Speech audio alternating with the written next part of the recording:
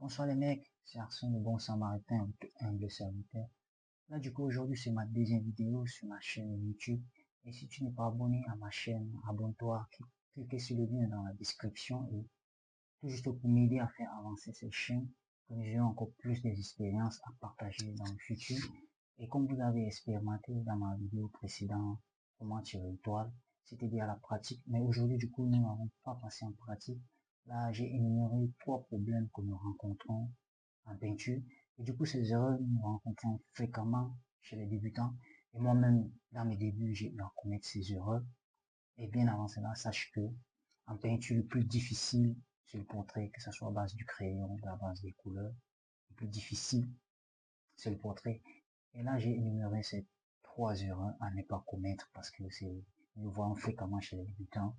Et l'erreur numéro 1 à ne pas commettre, c'est l'utilisation des images avec trop d'éclairage. Cela ne nous facilite pas la tâche. Nous devons utiliser des images pas plus ou moins avec l'éclairage pour que nous ayons des ombres de lumière visibles, la profondeur du visage, la beauté, ou un peu.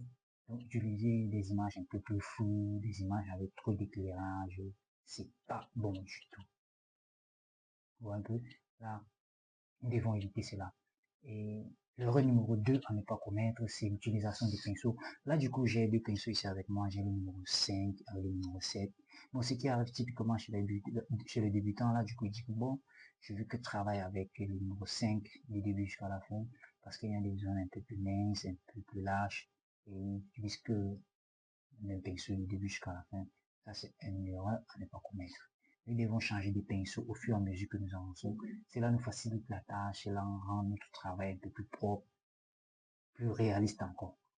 Donc, utiliser un seul pinceau du début à la fin, c'est pas bon du tout. Et la troisième erreur à ne pas commettre, c'est la représentation du modèle du sujet. C'est l'erreur fatale. Si tu commets cette erreur, tu as quasiment échoué à 50%. Nous devons représenter le modèle du sujet tel que nous le voyons, les formes des yeux, les nez, la bouche, les oreilles et les ombres des lumières.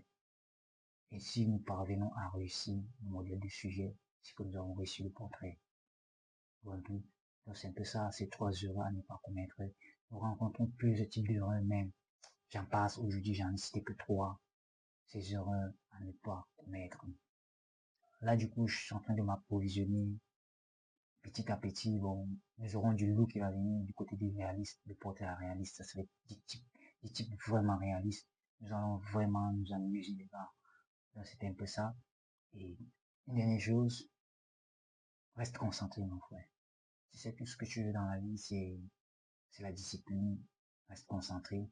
Sache que la discipline, c'est la meilleure. Parce qu'une des choses que j'ai appris durant cette année 2025, c'est de sortir de ma zone de confort. Tout ce que tu veux dans ta vie. Ça, c'est, écoute, peut-être une personne t'a jamais dit cela. Tout ce que tu veux dans ta vie. Tant que tu es dans ta zone de confort, tu ne l'auras pas.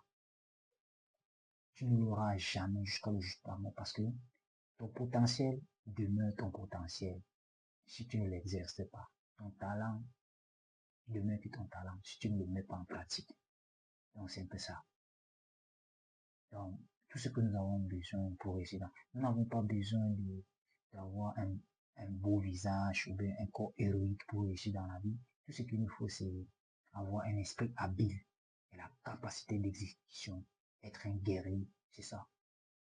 Donc, si vous avez aimé la vidéo, likez et partagez, restez connectés. Que Dieu vous bénisse et rendez-vous sommeil. À la prochaine. Guerrier.